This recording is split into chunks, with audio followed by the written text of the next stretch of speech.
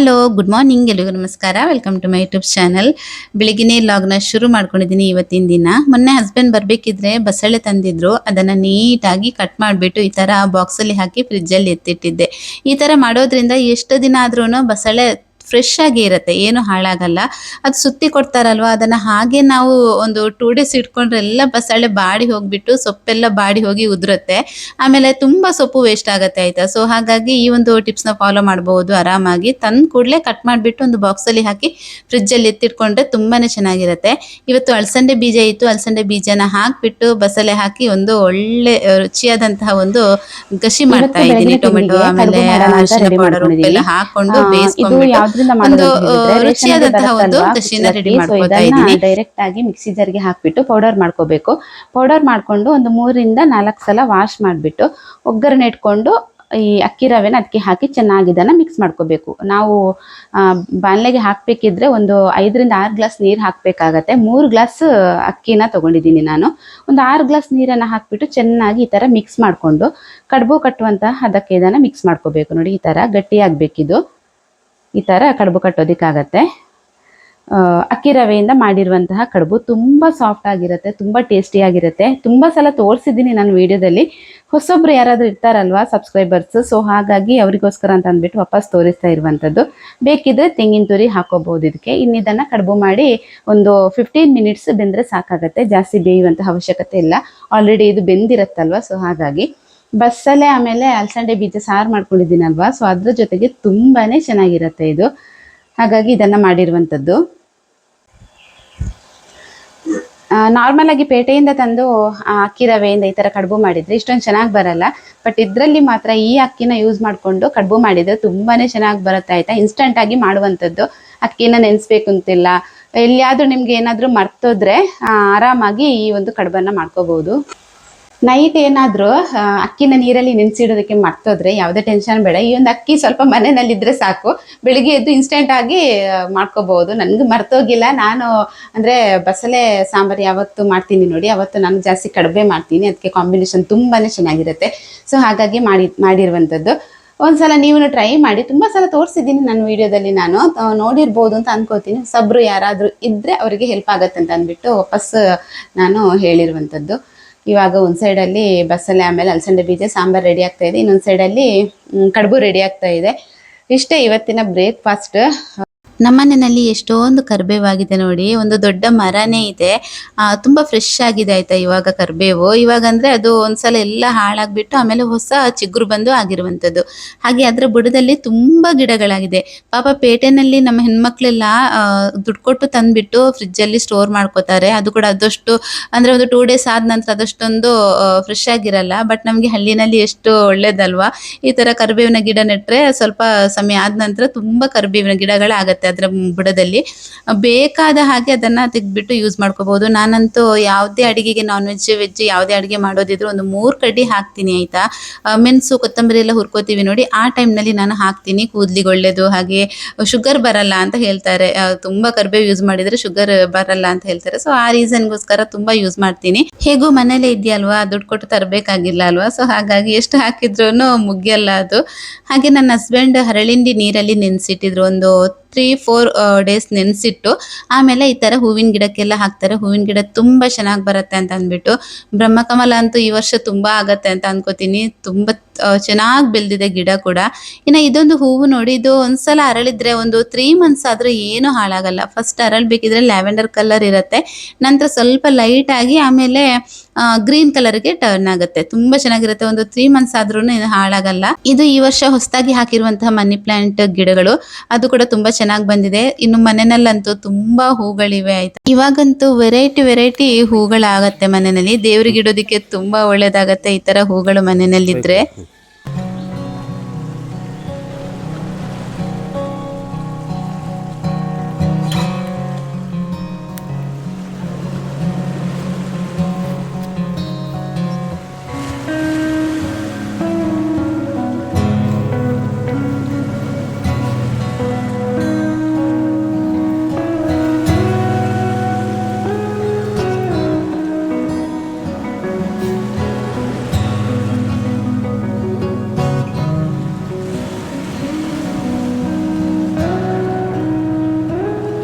ಅಡ್ಗೆ ರೂಮಲ್ಲಿ ಕೆಲಸ ಮಾಡ್ತಾ ಇದ್ದೆ. ಮಧ್ಯದಲ್ಲಿ ಹೊರಗಡೆ ತುಂಬಾ ಹೂಗಳಿವೆ ಅಲ್ವಾ, ಬಾಡ ಹೋಗೋದಕ್ಕಿಂತ ಮೊದಲು ಸ್ವಲ್ಪ ತೆಗೆದು ಬುದ್ಧನ ಫ್ಲವರ್ ಪಾಟಿಗೆ ಹಾಕೋಣ ಅಂತ ಅಂದ್ಬಿಟ್ಟು ತಂದ್ಬಿಟ್ಟು ಹಾಕೊಂಡಿದ್ದೀನಿ. ಹಾಗೆ ಕಡುಬು ಯಾವ ತರ ಬಂದಿದೆ ನೋಡಿ, ತುಂಬಾನೇ ಸಾಫ್ಟ್ ಆಗಿ ಬಂದಿದೆ. ಬಸಳೆ ಆಮೇಲೆ ಅಲಸಂದೆ ಬೀಜ ಹಾಕ್ಬಿಟ್ಟು ಗಸಿ ಮಾಡಿದ್ದೆ ಅಲ್ವಾ, ಅದ್ರ ಜೊತೆಗೆ ಹಾಕೊಂಡು ತಿನ್ನೋದಕ್ಕೆ ಸಖತ್ತಾಗಿರತ್ತೆ. ಒಂಥರ ಈ ಬ್ರೇಕ್ಫಾಸ್ಟ್ ನ ನೀವು ಟ್ರೈ ಮಾಡಿ. ಲಾಸ್ಟ್ ವಿಡಿಯೋದಲ್ಲಿ ನಾನು ವ್ಯೂವರ್ಸ್ ಒಬ್ರು ನನಗೆ ಕಮೆಂಟ್ ಮಾಡಿದ್ರು, ಡೆಲಿವರಿ ಆದ ನಂತರ ಬಾಡಿನಲ್ಲಿ ಆಗುವಂಥ ಚೇಂಜಸ್ಗೆ ಏನಾದರೂ ಸೊಲ್ಯೂಷನ್ ಹೇಳಿ ಅಕ್ಕ ಅಂತ ಅಂದ್ಬಿಟ್ಟು. ಬಟ್ ನನಗೆ ಯಾವ ಥರ ಚೇಂಜಸ್ ಅವ್ರ ಬಾಡಿನಲ್ಲಿ ಆಗಿದೆ ಅಂತ ಗೊತ್ತಾಗಿಲ್ಲ. ಈ ವಿಡಿಯೋ ನೋಡ್ತಾ ಇದ್ರೆ ಪ್ಲೀಸ್ ನನಗೆ ಕಮೆಂಟ್ ಮಾಡಿ ಯಾವ ಥರ ಚೇಂಜಸ್ ಆಗಿದೆ ಬಾಡಿನಲ್ಲಿ ಅಂತ ಅಂದ್ಬಿಟ್ಟು. ಕೆಲವೊಬ್ಬರ ಬಾಡಿ ತುಂಬ ವೆಯ್ಟ್ ಗೇನ್ ಆಗಿರುತ್ತೆ, ಹಾಗೆ ಕೆಲವೊಬ್ರು ವೆಯ್ಟ್ ಲಾಸ್ ಆಗಿರ್ತಾರೆ, ಕೆಲವೊಬ್ರು ತುಂಬ ಮೂಡ್ ಸ್ವಿಂಗ್ಸ್ ಆಗ್ತಾ ಇರುತ್ತೆ, ಡಿಪ್ರೆಷನ್ ಮೂಡಲ್ಲಿ ಇರ್ತಾರೆ. ಈ ಥರ ತುಂಬ ಚೇಂಜಸ್ಗಳಾಗತ್ತೆ ಆಯ್ತಾ ಡೆಲಿವರಿ ಆದ ನಂತರ. ಅದು ಒಂದೆರಡು ಚೇಂಜಸ್ ಅಂತ ಹೇಳೋದಕ್ಕಾಗಲ್ಲ, ತುಂಬಾ ಚೇಂಜಸ್ ಆಗುತ್ತೆ ಹೆಣ್ಮಕ್ಳ ಬಾಡಿನಲ್ಲಿ. ಕಾಮನ್ ಆಯ್ತಾ, ಎಲ್ಲ ಹೆಣ್ಮಕ್ಳ ಬಾಡಿನಲ್ಲೂ ಕೂಡ ಈ ತರ ಚೇಂಜಸ್ಗಳು ಆಗ್ತಾ ಇರತ್ತೆ. ಬಟ್ ಏನಂತ ಗೊತ್ತಾದ್ರೆ ನಾನು ಕೂಡ ಏನಾದ್ರೂ ನನಗೆ ಗೊತ್ತಿರುವಂತ ಸೊಲ್ಯೂಷನ್ ಗಳನ್ನ ಹೇಳ್ಬೋದು. ಏನಂತ ಕಮೆಂಟ್ ಮಾಡಿ ನನಗೆ ಈ ವಿಡಿಯೋ ನೋಡ್ತಾ ಇದ್ರೆ ನೀವು. ಡೆಲಿವರಿ ಆದ ನಂತರ ಎಲ್ಲ ಹೆಣ್ಮಕ್ಳು ಫೇಸ್ ಮಾಡುವಂತಹ ಒಂದೇ ಒಂದು ಪ್ರಾಬ್ಲಮ್ಗೆ ನಾನು ಇಲ್ಲಿ ಸೊಲ್ಯೂಷನ್ ಹೇಳ್ತೀನಿ. ಆ ಪ್ರಾಬ್ಲಮ್ ಏನಂತ ಹೇಳಿದ್ರೆ ವೆಯ್ಟ್ ಗೇನ್ ಆಗುವಂಥದ್ದು. ವೆಯ್ಟ್ ಗೇನ್ ಆಲ್ರೆಡಿ ಪ್ರೆಗ್ನೆನ್ಸಿನಲ್ಲಿ ಆಗಿರ್ತಾರೆ ಎಲ್ಲ ಹೆಣ್ಮಕ್ಳು, ನಂತರ ಡೆಲಿವರಿ ಆದ ನಂತರ ಅಷ್ಟು ಬೇಗ ಅದು ವೆಯ್ಟ್ ಲಾಸ್ ಮಾಡ್ಕೊಳ್ಳೋದಕ್ಕೆ ಆಗಲ್ಲ ನಮಗೆ. ಸೊ ಆ ಟೈಮ್ನಲ್ಲಿ ತುಂಬ ಟೆನ್ಷನ್ ಮಾಡ್ಕೋತಾರೆ ಹೆಣ್ಮಕ್ಳು. ನಾನು ಹೇಳೋದು ಏನಂತ ಹೇಳಿದ್ರೆ 6 ಮಂತ್ಸ್ ತನಕ ಆರಾಮಾಗಿರಿ ಅಂತಾನೆ ಹೇಳ್ತೀನಿ. ಯಾವುದೇ ರೀತಿಯಾದಂಥ ಯೋಚನೆಗಳನ್ನ ಮಾಡೋದಕ್ಕೆ ಹೋಗಬೇಡಿ. ನಿಮಗೆ ನಿಮ್ಮ ಹೆಲ್ತ್ ತುಂಬಾನೇ ಇಂಪಾರ್ಟೆಂಟ್, ಹಾಗೆ ನಿಮ್ಮ ಬೇಬಿ ಕೂಡ ತುಂಬಾ ಇಂಪಾರ್ಟೆಂಟ್. ನಿಮ್ಮ ಮಗು ಜೊತೆ ಖುಷಿಯಾಗಿರಿ. ನಂತರ 6 ಮಂತ್ಸ್ ಆದ ನಂತರ ಅದಕ್ಕೆ ಬೇಕಾಗಿರುವಂತಹ ಎಕ್ಸರ್ಸೈಸ್, ಯೋಗ ಎಲ್ಲ ಮಾಡಿಕೊಂಡು ಆಮೇಲೆ ವೆಯ್ಟ್ ಲಾಸ್ನ ನೀವು ಮಾಡ್ಕೋಬಹುದು. ಅಲ್ಲಿ ತನಕ ಯಾವುದೇ ರೀತಿಯಾದಂಥ ಟೆನ್ಷನ್ ಮಾಡ್ಕೊಳ್ದೆ ನಿಮ್ಮ ಒಂದು ಬಾಣಂತಿ ಆರೈಕೆನ ಆರಾಮಾಗಿ ಮಾಡಿಸ್ಕೊಂಡು ಖುಷಿಯಾಗಿರಿ ಮಗುವಿನ ಜೊತೆ ಅಂತ ಹೇಳ್ತೀನಿ. ಈ ಬೆಳಗಿನ ಎಲ್ಲ ಕೆಲಸಗಳನ್ನ ಮುಗಿಸಿ ಫ್ರೆಶ್ ಅಪ್ ಆಗಿಬಿಟ್ಟು ರಂಗೋಲಿ ಹಾಕಿ ದೇವರಿಗೆ ನಮಸ್ಕಾರ ಮಾಡಿ ಇಲ್ಲಿ ಇವಾಗ ಕಸ್ಟರ್ಡ್ ಮಾಡಿಡೋಣ ಅಂತ ಬಂದಿದ್ದೀನಿ. ಅರ್ಧ ಲೀಟರ್ ಹಾಲು ತಗೊಂಡಿದ್ದೀನಿ. ಹಾಗೆ ಒಂದು 3 ಟೇಬಲ್ ಸ್ಪೂನ್ ಅಷ್ಟು ಸಕ್ಕರೆ ಹಾಕೊಂಡು 2.5 ಟೇಬಲ್ ಸ್ಪೂನ್ ಅಷ್ಟು ವೆನಿಲಾ ಫ್ಲೇವರ್ನ ಕಸ್ಟರ್ಡ್ ಪೌಡರ್ನ ನಾನಿಲ್ಲಿ ಮಿಕ್ಸ್ ಮಾಡ್ಕೊಂಡು ಇಟ್ಕೊಂಡಿದ್ದೀನಿ. ಹಾಲು ಚೆನ್ನಾಗಿ ಕುದಿ ಬಂದ ನಂತರ ಈ ತರ ಮಿಕ್ಸ್ ಮಾಡಿ ಇಟ್ಟಿರುವಂತಹ ವೆನಿಲಾ ಫ್ಲೇವರ್ನ ಕಸ್ಟರ್ಡ್ ಪೌಡರ್ನ ಇದಕ್ಕೆ ಹಾಕ್ಬಿಟ್ಟು ಚೆನ್ನಾಗಿ ಇದನ್ನ ಕುದಿಸ್ಕೋಬೇಕು. ಹಾಲಿಗೆ ಕಸ್ಟರ್ಡ್ ಪೌಡರ್ ಹಾಕ್ಬಿಟ್ಟು ಬಿಸಿ ಮಾಡಿಬಿಟ್ಟು ತಣ್ಣಗಾಗ್ಲಿ ಅಂತ ಬಿಟ್ಟಿದ್ದೀನಿ. ತಣ್ಣಗಾಗ್ತಾ ಇದೆ. ಇಲ್ಲಿ ಒಂದು ಸೈಡಿಗೆ ಎತ್ತಿಟ್ರೆ ಅದು ತಣ್ಣಗಾಗತ್ತೆ. ಇದು ತಣ್ಣಗಾಗೋಷ್ಟರ ಹೊತ್ತಿಗೆ ನನಗೆ ಫ್ರೂಟ್ಸ್ ಕಟ್ ಮಾಡೋದಕ್ಕಿದೆ. ಫ್ರೂಟ್ಸ್ ಕಟ್ ಮಾಡ್ಕೋತೀನಿ. ಫ್ರೂಟ್ಸ್ ಅಂತ ಹೇಳಿದ್ರೆ ಯಾವ ಫ್ರೂಟ್ಸ್ ಬೇಕಿದ್ರೆ ಹಾಕ್ಬೋದು, ಆದ್ರೆ ದಾಳಿಂಬೆ ಮತ್ತೆ ಆಪಲ್ ಇದ್ರೆ ತುಂಬಾನೇ ಚೆನ್ನಾಗಾಗತ್ತೆ. ಇವತ್ತು ದಾಳಿಂಬೆ ಮತ್ತೆ ಆಪಲ್ ಇಲ್ಲ, ಬರೇ ಬನಾನಾ, ಗ್ರೇಪ್ಸ್ ಆಮೇಲೆ ವಾಟರ್ ಮೆಲನ್ ಇದೆ. ಅದನ್ನ ಹಾಕ್ಬಿಟ್ಟು ಕಸ್ಟರ್ಡ್ ಮಾಡೋಣ ಅಂತ. ಯಾವ ಫ್ರೂಟ್ಸ್ ಹಾಕಿದ್ರು ನಡೆಯುತ್ತೆ, ತಿಂದ್ರೆ ಆಯ್ತಷ್ಟೇನೆ, ಟೇಸ್ಟ್ ಚೆನ್ನಾಗಿರುತ್ತೆ. ಸಂಜೆ ಟೈಮ್ಗೆ ತುಂಬಾ ಸೆಕೆ ಅಲ್ವಾ, ಹೊರಗಡೆ ತುಂಬಾ ಬಿಸಿಲು ಇದೆ. ಸೊ ಈ ಟೈಮ್ನಲ್ಲಿ ಮಕ್ಕಳು ಮನೆಗೆ ಬರೋಷ್ಟು ಹೊತ್ತಿಗೆ ಇದನ್ನ ರೆಡಿ ಮಾಡಿ ಇಟ್ರೆ ಅವರ ಖುಷಿಗೆ ಪಾರವೇ ಇಲ್ಲ, ಅಷ್ಟು ಖುಷಿಯಿಂದ ತಿಂತಾರೆ. ಸೊ ಹಾಗಾಗಿ ಅವರಿಗೋಸ್ಕರ ಅಂತ ಅಂದ್ಬಿಟ್ಟು ರೆಡಿ ಮಾಡ್ತಾ ಇರುವಂತದ್ದು. ಸ್ವಲ್ಪ ಬೇಸಿಗೆ ಟೈಮ್ನಲ್ಲಿ ಈ ತರ ಕಸ್ಟರ್ಡ್ ಎಲ್ಲ ಸ್ವಲ್ಪ ಜಾಸ್ತಿ ಮಾಡ್ತೀನಿ. ಜಾಸ್ತಿ ಸಕ್ಕರೆ ಹಾಕಲ್ಲ, ಸಕ್ಕರೆ ಸ್ವಲ್ಪ ಲೈಟ್ ಆಗಿ ಹಾಕ್ಬಿಟ್ಟು ಮಾಡುವಂಥದ್ದು. ಸಕ್ಕರೆ ಸ್ವಲ್ಪ ಕಡಿಮೆ ಆದ್ರೂ ಏನೋ ತೊಂದರೆ ಇಲ್ಲ. ನಮ್ಮ ಮನೆಯಲ್ಲಿ ಎಲ್ಲರೂ ತಿಂತಾರೆ, ಎಲ್ರಿಗೂ ಅಭ್ಯಾಸ ಆಗಿದೆ ಸಕ್ಕರೆ ಸ್ವಲ್ಪ ಕಡಿಮೆ ತಿಂದ್ಬಿಟ್ಟು. ಸೊ ಹಾಗಾಗಿ ಓಕೆ, ಬನ್ನಿ ಇವಾಗ ಫ್ರೂಟ್ಸ್ ಕಟ್ ಮಾಡ್ಬಿಡೋಣ.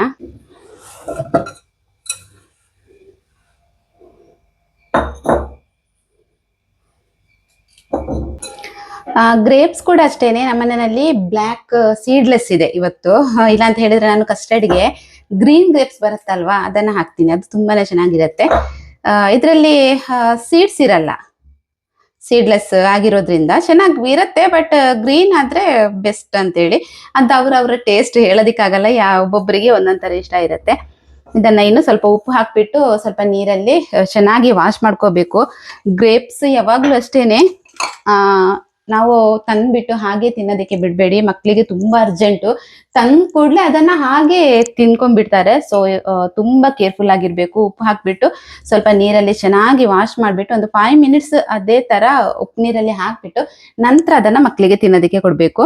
ಸೊ ಈ ತರ ಮಾಡೋದ್ರಿಂದ ಅದ್ರಲ್ಲಿ ಏನಾದ್ರೂ ಕೆಮಿಕಲ್ ಎಲ್ಲ ಸ್ಪ್ರೇ ಮಾಡಿದ್ರೆ ಅದೆಲ್ಲ ರಿಮೂವ್ ಆಗ್ಬಿಟ್ಟು ಹೆಲ್ತ್ಗೇನು ಸೈಡ್ ಎಫೆಕ್ಟ್ ಆಗಲ್ಲ. ಸೊ ಹಾಗಾಗಿ ಇನ್ನ ಗ್ರೇಪ್ಸ್ನ ಈ ತರ ಉದ್ದುದ್ದಕ್ಕೆ ಕಟ್ ಮಾಡ್ಕೊಂಡಿದೀನಿ. ಈ ತರ ಕಟ್ ಮಾಡ್ಕೊಂಡು ಕಸ್ಟರ್ಡ್ ಮಾಡ್ಕೊಂಡು ಚೆನ್ನಾಗಿರುತ್ತೆ ಅಂತ ಅನ್ನಿಸ್ತು. ಅಡ್ಡ ಬೇಕಿದ್ರು ಕಟ್ ಮಾಡ್ಬೋದು, ಬಟ್ ಈ ತರ ಆದ್ರೆ ತಿನ್ನೋದಕ್ಕೆ ಸ್ವಲ್ಪ ಚೆನ್ನಾಗಿರುತ್ತೆ. ನಿನ್ನೆ ನೈಟ್ ನನ್ನ ಹಸ್ಬೆಂಡ್ ಬರ್ಬೇಕಿದ್ರೆ ದೊಡ್ಡದೊಂದು ವಾಟರ್ ಮೆಲನ್ ತಂದಿದ್ರು. ತುಂಬಾ ದೊಡ್ಡ ಸೈಜ್ ಅಲ್ಲಿ ಇದೆ. ಒಳಗಡೆ ಯಾವ ತರ ಇದೆ ಅಂತ ಗೊತ್ತಿಲ್ಲ, ಸಿಹಿ ಇರತ್ತೋ ಅಲ್ಲ ಸಪ್ಪೆ ಇರತ್ತೋ ಅಂತ ಅಂದ್ಬಿಟ್ಟು ಕಟ್ ಮಾಡಿ ನೋಡ್ಬೇಕು.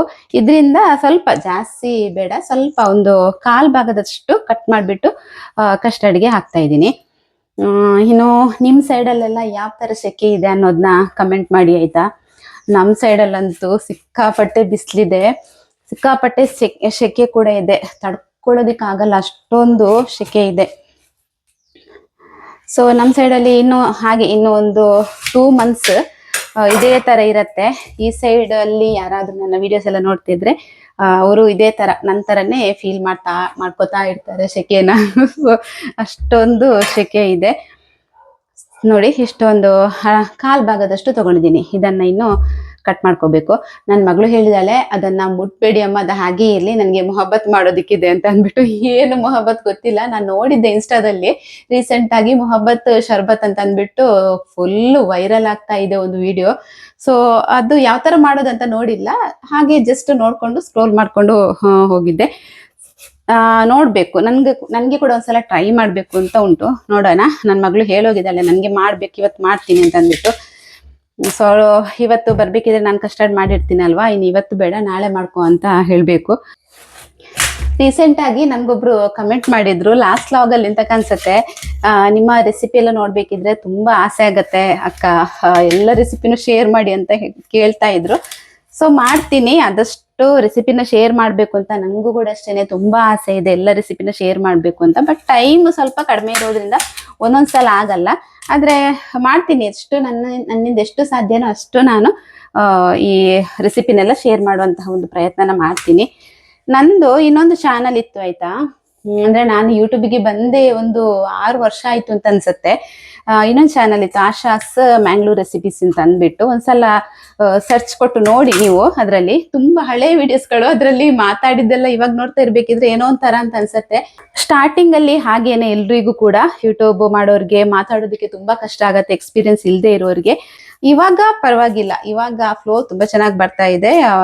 ಮೊದ್ಲೆಲ್ಲ ತುಂಬಾ ಕಷ್ಟಪಟ್ಟು ಮಾತಾಡ್ತಾ ಇದೆ, ಒಂಥರ ನರ್ವಸ್ ಆಗೋದು ನನಗೆ. ಕ್ಯಾಮ್ರಾ ಮುಂದೆ ನಿಂತು ಮಾತಾಡ್ಬೇಕಿದ್ರೇನೆ ಸ್ವಲ್ಪ ನರ್ವಸ್ ಅಂತ ಆಗ್ತಾ ಇತ್ತು. ಈಗ ಆ ಹಳೆ ವಿಡಿಯೋಸ್ಗಳನ್ನ ನೋಡ್ತಾ ಇದ್ರೆ ಏನೋ ಒಂಥರ ಅಂತ ಅನ್ಸತ್ತೆ. ಒಂದ್ಸಲ ನೀವು ಕೂಡ ಒಂದ್ಸಲ ಚೆಕ್ ಮಾಡಿ, ಅದರಲ್ಲಿ ತುಂಬಾ ರೆಸಿಪಿನ ಶೇರ್ ಮಾಡಿದ್ದೀನಿ, ಒಳ್ಳೊಳ್ಳೆ ರೆಸಿಪಿನ ಶೇರ್ ಮಾಡಿದ್ದೀನಿ. ಇವಾಗಂತೂ ಆ ಚಾನಲ್ನ ನಾನು ಕಂಟಿನ್ಯೂ ಮಾಡಿಲ್ಲ, ಬರೀ ಆಶಾಸ್ ಮ್ಯಾಂಗ್ಳೂರ್ ರೆಸಿಪೀಸ್ ಅಂತ ಉಂಟು, ಅದರಲ್ಲಿ ಬರೀ ರೆಸಿಪೀಸ್ ಮಾತ್ರನೇ ಇರೋದು, ಲಾಗ್ಸ್ ಎಲ್ಲ ಇಲ್ಲ. ಒಂದ್ಸಲ ಹೋಗಿ ಚೆಕ್ ಮಾಡಿ. ತುಳು ಭಾಷೆಯಲ್ಲಿ ಕೂಡ ನಾನು ಅದರಲ್ಲಿ ಮಾತಾಡಿದ್ದೀನಿ. ಸ್ಟಾರ್ಟಿಂಗ್ ಅಲ್ಲಿ ತುಳುವಲ್ಲಿ ನಾನು ಚಾನಲ್ನ ಮಾಡ್ತಾ ಇದ್ದೆ. ಸೊ ಯಾರಿಗಾದ್ರೂ ಇಂಟ್ರೆಸ್ಟ್ ಇದ್ರೆ, ನಾನು ಮಾಡುವಂತಹ ರೆಸಿಪಿನ ನೋಡ್ಬೇಕು ಅಂತ ಇಂಟ್ರೆಸ್ಟ್ ಇದ್ರೆ ಒಂದ್ಸಲ ಚೆಕ್ ಮಾಡ್ಕೋಬಹುದು. ಹಾಲು ಪೂರ್ತಿಯಾಗಿ ತಣ್ಣಗಾದ ನಂತರ ಫ್ರೂಟ್ಸ್ ಕಟ್ ಮಾಡಿಟ್ಟಿರೋಂಥ ಫ್ರೂಟ್ಸ್ ಇದೆಯಲ್ವ ಅದೆಲ್ಲವನ್ನ ಸೇರಿಸಿ ಮಿಕ್ಸ್ ಮಾಡಿಬಿಟ್ಟು ಒಂದ್ಸಲ ಸ್ವೀಟ್ ಚೆಕ್ ಮಾಡ್ಕೊಳ್ಳಿ ಆಯಿತಾ. ಸ್ವೀಟ್ ಕಡಿಮೆ ಅಂತ ಅನಿಸಿದ್ರೆ ಸ್ವಲ್ಪ ಹಾಕೋಬಹುದು. 2 hours ಇದನ್ನು ಫ್ರಿಜ್ಜಲ್ಲಿ ಹಾಗೆ ಎತ್ತಿಟ್ಟು ಆಮೇಲೆ ಯೂಸ್ ಮಾಡ್ಕೋಬಹುದು. ನಾನು ಸಬ್ಜಾ ಸೀಡ್ಸ್ನ ನೀರಲ್ಲಿ ನೆನೆಸಿಟ್ಟಿದ್ದೆ ಮಿಕ್ಸ್ ಮಾಡೋಣ ಅಂತ. ಸಡನ್ ಆಗಿ ನೆನಪಿಗೆ ಬಂತು, ನನ್ನ ಆಯುಷ್ಗೆ ಇದು ಇಷ್ಟ ಇಲ್ಲ, ಈ ಥರ ಸಬ್ಜಾ ಸೀಡ್ಸ್ ಅಂತ ಹೇಳಿದ್ರೇ ಇಷ್ಟ ಇಲ್ಲ. ಸೊ ಹಾಗಾಗಿ ನಾವು ತಿನ್ಬೇಕಿದ್ರೆ ಮಿಕ್ಸ್ ಮಾಡ್ಕೊಂಡು ತಿನ್ನೋಣ ಅಂತ ಹಾಗೆ ಸೈಡಿಗೆ ಎತ್ತಿಟ್ಟೆ. ಮೀಶೋದಿಂದ ಒಂದೆರಡು ಕಾಟನ್ ಫ್ರಾಕ್ನ ತರಿಸಿದ್ದೀನಿ ನಾನು. ಟಾಪ್ ಅಂತ ಕೂಡ ಹೇಳ್ಬೋದು, ಇದನ್ನ ಫ್ರಾಕ್ ಅಂತ ಕೂಡ ಹೇಳ್ಬೋದು. ಸ್ವಲ್ಪ ಲಾಂಗ್ ಆಗಿದೆ, ಈ ತರ ಇದೆ. ಪ್ಯೂರ್ ಕಾಟನ್ ಅಲ್ಲಿ ನನಗೆ ಡೈಲಿ ವೇರ್ಗೆ ಅಂದ್ರೆ ಮನೇಲಿ ಹಾಕೋದಿಕ್ಕೆ ಬೇಕಿತ್ತು ಈ ತರದ ಒಂದು ಟಾಪ್ಸ್.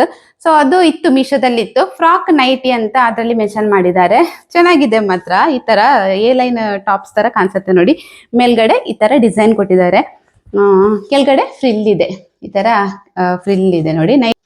ನೈಟಿಯಲ್ಲಿ ಆದ್ರೆ ಈ ತರ ಫ್ರಿಲ್ ಇರಲ್ಲ, ಬಟ್ ಇದರಲ್ಲಿ ಫ್ರಿಲ್ ಇದೆ. ಫ್ರಾಕ್ ಟೈಪ್ ಇದೆ, ಇದು ಲಾಂಗ್ ಇದೆ, ಲೆಂತ್ ಮಾತ್ರ ಚೆನ್ನಾಗಿದೆ. ಇದಕ್ಕೆ ಪ್ಯಾಂಟ್ ಹಾಕುವಂತಹ ಅಗತ್ಯ ಇಲ್ಲ.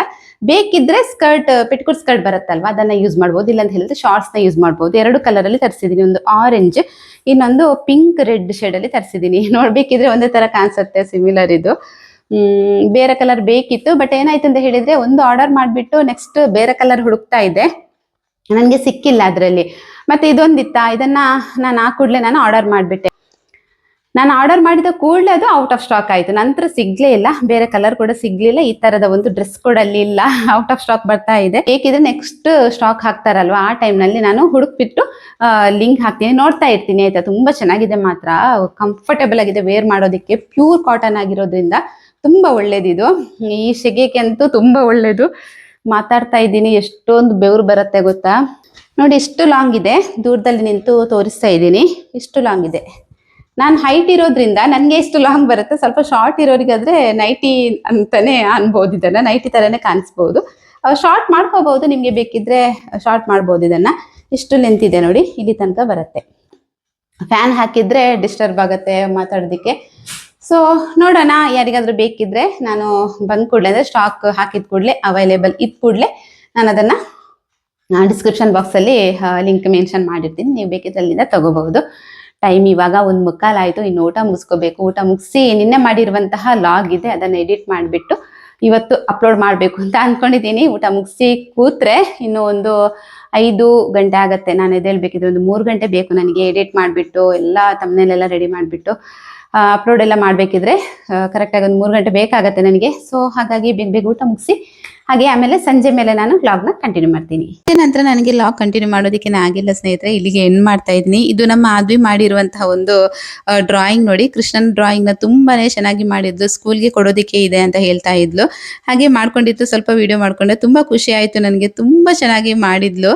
ಹಾಗೆ ಇಷ್ಟೇ ಸ್ನೇಹಿತರೆ, ಇವತ್ತಿನ ಒಂದು ವಿಡಿಯೋ ಇಲ್ಲಿಗೆ ಎಂಡ್ ಮಾಡ್ತಾ ಇದ್ದೀನಿ. ವಿಡಿಯೋಗಳು ನಿಮಗೆ ಇಷ್ಟ ಆಗ್ತಾ ಇದ್ರೆ ವಿಡಿಯೋಗೊಂದು ಲೈಕ್, ಶೇರ್, ಕಮೆಂಟ್ ಮಾಡೋದನ್ನ ಮಾತ್ರ ಮರಿಬೇಡಿ. ಸಿಗ್ತೀನಿ ನೆಕ್ಸ್ಟ್ ವ್ಲಾಗಲ್ಲಿ. ಅಲ್ಲಿ ತನಕ ಎಲ್ಲರೂ ಆರೋಗ್ಯವಾಗಿರಿ. ಟೇಕ್ ಕೇರ್, ಬಾಯ್.